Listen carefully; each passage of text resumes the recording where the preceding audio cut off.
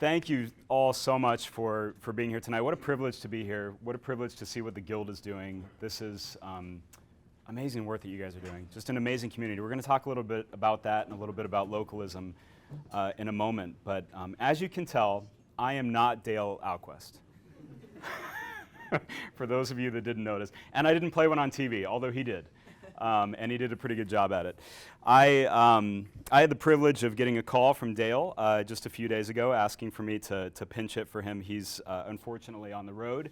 I believe he's in Idaho these last couple of days, but he sends his greetings, and he sends me in his stay. And I said, Dale, what a better person to talk about localism, which to a lot of people it's kind of a return to the land, you know, leaving the big city, kind of this Catholic land movement, and giving it to the person that's lived in New York City for the last 3 years, working for public housing. But it's been great, and this is a privilege of mine as well to be here at Holy Family. So I'll get to that in a second. So 1,600 miles away from Holy Family, here in St. Louis Park. I did the math, looking at Google Maps just a few seconds ago. That's where Las Vegas is, and that's where I was from originally. So I was a music minister in the Pentecostal tradition, and I was not Catholic. I didn't know a single Catholic. As a matter of fact, the first Catholic I ever met was about 5 years ago. And Holy Family comes into play, and this is just so special that I'm here, and such a privilege that I'm even able to talk in this amazing church, because this had a lot to do with our conversion. And we'll get to that in a second. And I know you're thinking, how in the world can a church in Minnesota have anything to do with your conversion story from Las Vegas, Nevada? And not just mine, but my wife's and my kids as well. So this is quite the privilege. So I'm going to share a little bit about that story, and then we're going to talk a little bit about localism and what it means, and what are some tactics to be local. You're doing a lot of those things. Roger, you were talking about some of the localism that you're bringing into the community here, into the Catholic community in Minnesota, and it's fantastic. But localism, so the book is called Coming Home to Catholic Social Teaching. Coming home. So that idea, that's permeated me for the last few years and my family's life. When I was a worship minister playing guitar, rocking out in the Pentecostal tradition, we were doing a lot of shows. Those are Sunday morning services for Catholics who aren't aware of what Pentecostals do. And it was it was a lot of fun. I played guitar, my wife played piano. That's actually how we met on stage, and that was kind of a fun story. She thought I was cute, and I said all I care about is playing guitar. But she did win me over, and then we got married shortly after that. And so she and I were worship ministers in Las Vegas for the better part of maybe 10 or so years, doing that scene, playing a lot, recording a lot, doing a lot of cool shows internationally as well, and it was great. And then COVID hit. And you can imagine that for a lot of musicians, I'm sure you've heard this as well, for a lot of people that are doing live gigs, when COVID hit, it was really difficult because you couldn't do things live anymore. And then all of a sudden, everything came to a screeching halt. So here we are, worship ministers, and not having a place to play because of COVID and the shutdowns and everything else, and Las Vegas in particular, just because it was kind of a hub for a lot of tourism and a lot of international travel. They shut everything down. So there we were at home, kind of figuring out what we were going to do with our lives and whether or not we were going to live the next week. And it's so funny when COVID hits, right? I think as a lot of you probably remember, that the whole kind of hierarchy of needs kind of flipped over, right? I think we were concerned about a lot of the materialism, which is great because we're going to get into that a little bit and talking about localism. But we were, the consumer-driven materialism type of thing. And then COVID hit, and all of a sudden the most important thing in the world was toilet paper. And the most important thing in the world was whether or not we were going to live and whether or not we had shelter or whether or not we had internet, right? And those were things that were a challenge for us. But as Protestants, they upped their game, and they became a consumer-driven product, right? So we were giving a product out to the people that couldn't come to church. Things were flashy. Things were great. We used fantastic cameras, the 4K type of stuff that you see in the back of the room. We used a lot of lights. We used a lot of smoke machines. So all the Catholics that say that Protestants don't have the smoke and the bells, like, you're absolutely, it isn't true. As a matter of fact, I would say they may have outdone Catholics with the smoke. So it was an interesting shift for us because we were seeing kind of a movement of our product is better than your product. And we were all Christians. And that was something that was really hard for me personally to resonate with, is here we are competing with other churches to sell a product online so that people are giving more money to us. And it came to head that a lot of what we were doing in Las Vegas was running a small business. And that was a paradigm that I had lived for my entire life. So, cue Chesterton, and cue the Society of G.K. Chesterton. I was a Chesterton fan because of the C.S. Lewis connection. So for those of you that don't know, C.S. Lewis read Chesterton. C.S. Lewis was an atheist, and he read a work, The Everlasting Man, and he converted to Christianity after that. And so that's how I knew Chesterton, and I knew him in college. And I remember poignantly, one day I was flipping through, remember TiVo, right? I'm a lot older than I look. So I was flipping through the satellite, and I found this channel. It was called EWTN. There was a weird nun. And I remember there was a guy named Dale Ahlquist, and he was talking about this guy Chesterton, who I happen to like just because of the C.S. Lewis connection. And I remember I would record every single one of those episodes.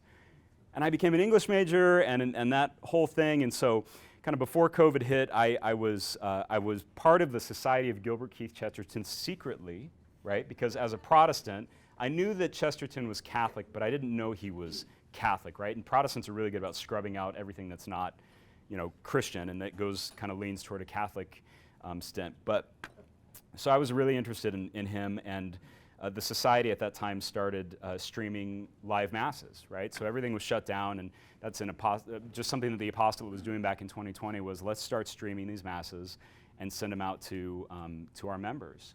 So I opened the email from Dale, and I think to myself, remember, I've never met a Catholic in my life. I'm like, I don't even know what a Mass is. But I was interested enough to watch a YouTube video of the Mass, and what I saw absolutely changed my life. And before I get to that, though, I want to read a quote from Chesterton about thrift, which some of you may have heard of. Thrift is the really romantic thing. Economy is more romantic than extravagance. But the thing is true, economy properly understood is more poetic. Thrift is poetic because it's creative. Waste is unpoetic because it is waste. So we were coming from a very high level production quality type of church. And I saw a stream that was the exact opposite of production quality. It was dismal. And it was beautiful, and it happened right here at Holy Family. So someone was holding a phone, an iPhone up, and that was the first Mass I ever experienced. It's very Chestertonian to get teared up, by the way. That was the first Mass I'd ever experienced, and I didn't know what to think. Just the quality of the video was terrible, but the care and reverence toward communion, what we called it, was breathtaking. I remember I told my wife, I was like, you've got to watch this. I've never seen anything like this in my life. And we couldn't get enough of it. So with our order of toilet paper came orders of every Catholic book I could think of coming from a big box store that ships online books that Dale made me promise not to mention. But we were all in, right? So we started watching the Mass daily from Holy Family. Actually, there was, I think it was in the, just in the little chapel here on the side, the Adoration Chapel, which actually I just visited that that way. Yeah, I visited that for the first time. I just walked back there right before dinner, and that was the first time I'd ever been in. And that was something that we watched every single day with Father Joseph Johnson, and it was really, really special for us. And after a couple of months, I was absolutely convinced, as my wife was, that this was the truth. And we had found the truth. And we wanted to become Catholic. So we looked up our local parish. Things had just started opening. They were giving out, did you guys do tickets here in Minnesota? Okay. Well, they did tickets in Vegas. So you had to sign up because they would only let 10 or 20 people in at a time at these parishes. And it was only for current parishioners. And I remember this. I remember my wife and I were thinking, is it worth it to say we're current parishioners just to get a ticket? We did everything we could because we had to be there. We had to be there. And I think that's one tie-in that I love about localism and the religious tradition. We were kind of just touching on that a little bit on the back table there, is how broad, the scope of Protestantism was and Pentecostalism. It didn't matter if you were in church, right? It just mattered if you were witnessing church on the TV. But when we were watching the Mass, we had to be there, to the point where we were saying we were current parishioners and we were literally sneaking into Mass. So we did that for a couple of months, and thanks be to God, we went through RCIA, and about less than a year later on Divine Mercy Sunday, my wife and I were both confirmed into the Catholic Church in 2021. And it was great. And shortly after that, my kids, they were so bummed, because I remember when we received our first communion, my son came up to me, he's like, "What did it taste like?" He was just so excited. But they went through the process themselves, and about a year later, they were baptized, confirmed, and received their first communion as well as Catholics. They were, I think, 8 and 10 at the time. So just a really beautiful thing. That's how I met Dale, right? So this has all been happening in Las Vegas. We had become these kind of secret Catholics. Everything went to a screeching halt. I didn't play guitar anymore for the Protestant church because we had found a new church and things started picking up. And I remember I reached out to Father Joseph and to Dale at the same time. I wrote an email and I said, "Look, you don't know me. I'm this guy from Las Vegas. But I happen to be, because of everything that you guys did, we're joining the Catholic Church." And they were like, This is incredible. So that's how I met Dale. Fast forward to today, I'm working for the Society of Gilbert Keith Chesterton. Before that, I did take a little turn to New York City, which was a lot of fun. And I'll talk about that a little bit too when we're talking about what it means to live locally and localism and how you do that. How do you do that in a big city? How do you do that in a small city? How do you do that within a community like the Guild? So what is localism? What is localism and why is localism? Susan stole a couple of my quotes, but they're worth quoting again. So we're gonna talk through them, and I do, not to be capitalist, but we do have these books for sale in the back. And we do have a couple of signed ones by Dale as well. But localism, what does it mean? So it means having a say in what happens to you. It means keeping accountable those who have the power that affect you. And of course, this great quote about keeping your politicians close so that you can kick them. It means keeping your dollars in your community, buying from your neighbor and thereby supporting your neighbor. It means owning your own piece of the community. It means being your own boss.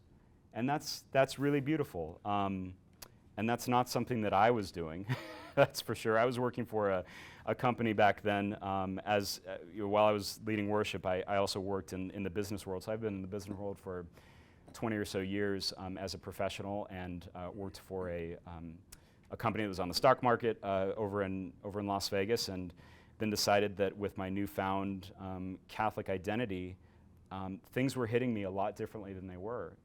Work became different to me. So work wasn't just about making money.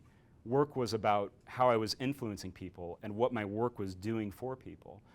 And that was a really important lesson for me. And so when I got a call from a colleague of mine that said, "Hey, I've got this job. It's in New York City. It's for the Public Housing Authority in New York City. And are you interested?" And I was like, "Absolutely. Kids, get in the car. We're driving to New York City." So a couple of days later, we arrived, and I've been working for the New York City Housing Authority for the last 3 years until I came to Minnesota here to work for the Chesterton Society. And that was a really interesting shift for me when you talk about localism. So Las Vegas, I always described it as like a cruise ship in the middle of the desert, right? You have everything that goes on the Strip, and then you have all of the kind of the suburbs, which Dale eloquently calls a type of hell in this book. And then you have New York City, which is this, we'd never seen so many people or so much traffic in our entire lives. But there was a beautiful thing about being in New York City, and there was a beautiful thing about working for the city of New York and working for public housing, because it taught you that what you're doing for work is a lot more important, again, than what you're receiving back. It's what you're giving. And yes, there's corruption, and yes, there's a lot of ugly bits that go on with especially public housing in New York City. But I would say that the last 3 years, that's where you really felt like you were doing the will of God, because you were impacting people and impacting their lives where they were. And I would venture to say that anyone who thinks that living local has to be outside of a city, just visit one block of New York City and move to the next block and tell me that you haven't gone to a completely different community just in walking that one block.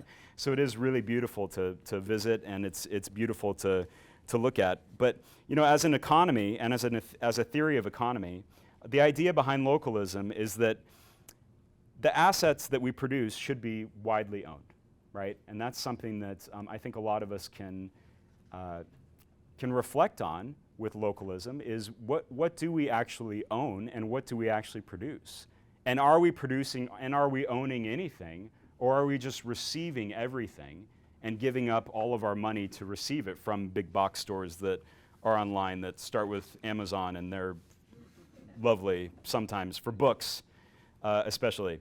But and it makes you think, like, how would you go about living local when it feels like a lot of these things might be forced upon us? And it's an interesting paradigm, and it's an interesting question to resolve, is what are the things that we can actually do? And this is where this book on localism is really fantastic, because there's a couple of different articles that talk about what it means to be local. So my family and I, as an example, we decided very early on that we were going to live on one income. And that was a decision that we made very early in our marriage, even before we were married. We were worship ministers, and I happened to have this job in IT for 15 years. But we decided early on as well that we were going to homeschool our kids, right? Because it was that important to us. Because, well, Las Vegas isn't known for their education, and I grew up in that. But B, it also allows you to, in a very positive way, and especially after becoming Catholic, kind of control what you're teaching your kids. And that was beautiful for us as well, because as our kids were learning about Catholicism and as they were learning about the Catholic faith, my wife and I were learning at the same time. And that's something that a fantastic article in this book talks about as well, is that idea of, as you're educating your family, you're educating yourself. And that can be a really beautiful thing. Another thing that we did, moving to New York City, is we made sure that whatever we were, there's not a lot of parking space in New York. So that was also a bonus, as we were able to get rid of a car and kind of move around just locally on our feet. But it gave us the opportunity to look at life through a different lens. As a Catholic, what is the most important thing for us in business? Is it the money making, or is it the influence that you have on people? Is it how you're evangelizing and bringing Christ to the world, or is it about making money? And these are some of the questions that localism tries to address. Is as you grow out your circle, right, and as your circle of influence and your circle of capitalism and making money and things like that, what takes over at that point, and what's the human nature that tends to take over at that point? Whether it's greed, or whether it's you've got some corruption that you're dealing with. So, like the quote said that Susan was saying earlier, that Dale talks about in the intro in this book, is localism is about the family, right? And it's taking the family first as the unit that you can control. That's the most local you can get, right, is your family. And then you branch out from there. And it was a great, example of that, just working in the city with millions of people and being able to kind of keep this tight unit of a family together, and then eventually ending up here in Minnesota. There's a couple more quotes I want to read from you. Some of you may be asking, I think I've heard of this localism thing before. Is it socialism? Is it just an alternative to capitalism? Is it distributism? And it is. And it did go from distributism was the previous name for localism, and there's a pretty good case in this book as to why they changed the name to localism. And the word distributism does not suggest property or small business or self-government or family or freedom. It does, however, lend itself to being confused with redistributism, which is what taxation is. So, and this is the best, micro-minded capitalists considered us socialists, while bubble-brained socialists feared that we were fascists. right? So that's an example of why we took the name distributism and changed it to localism. So kind of bringing things back to Holy Family and the church. As a Catholic and moving to that kind of Catholic paradigm, we really had to decide as a family as well, how did we want our kids to grow up? How did we want them to see how I was working in city government and moving through a lot of the different challenges there. And that's what brought us here, because there was an opportunity with the Chesterton Society that allowed us to kind of leave the city and come out to Minnesota, to another big city. There's not a lot of farmland out here. Maybe there is. I haven't found it yet. But you guys can let me know. Is it up north? See, I was waking you up. That's perfect. So there's an example I have of localism as well that I want to share with you, and it comes from a fantastic book that I usually don't carry with me always in my back pocket, but most of the time it is, and that's Charles Dickens' A Christmas Carol. And if you remember, when it talks about business at the very beginning of this book, Jacob Marley is talking about being in chains, and Scrooge is going to be visited by 3 ghosts. Are we there? Do you remember what's going on there? And do you remember that Scrooge says, "Well, you were always a good businessman, right? You're good business." And he said, "Business? What is business? Mankind is my business. The common welfare was my business. Charity, mercy, forbearance, benevolence were all my business. The dealings of my trade were but a drop of water in the comprehensive ocean of my business." And what's in a name? So, St. Joseph Business Guild, what is a business? What does it mean to have a business? Can we reflect on that and all of our Catholic businesses as being full of charity and mercy and forbearance and benevolence? Is that what we're striving for? And I think that's a very localist mentality as well.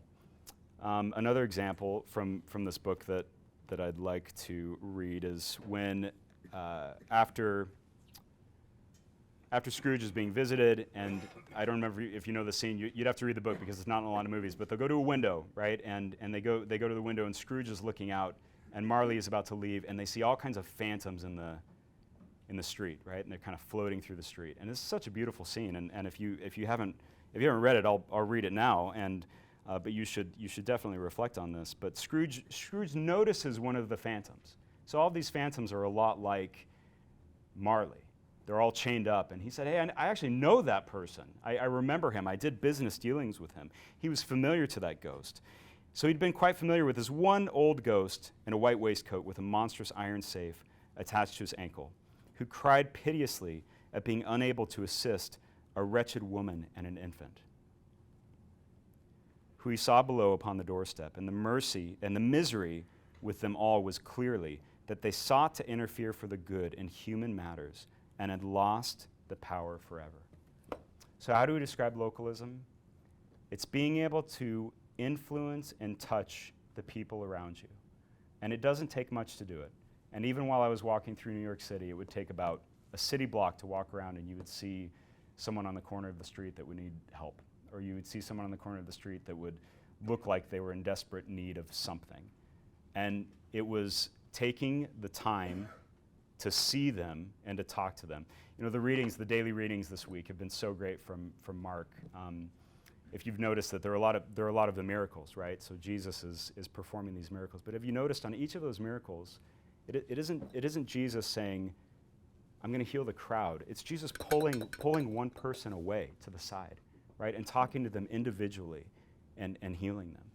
And I think that's probably the greatest measure of what it means to live a local life, is to just look at what's around you in your vicinity here and start there, right? That's the easiest place to start, is to just take a look around your businesses, take a look around your places of work, take a look around your schools and around your homes and see where people are in need. They could be a neighbor, they could be really someone who's homeless, and even if they're not homeless, maybe it's someone that needs something, right? That's the idea of localism. That's the idea of taking what we have and helping produce something for the common good. And that's where that's where Catholic social teaching comes into all of this as well.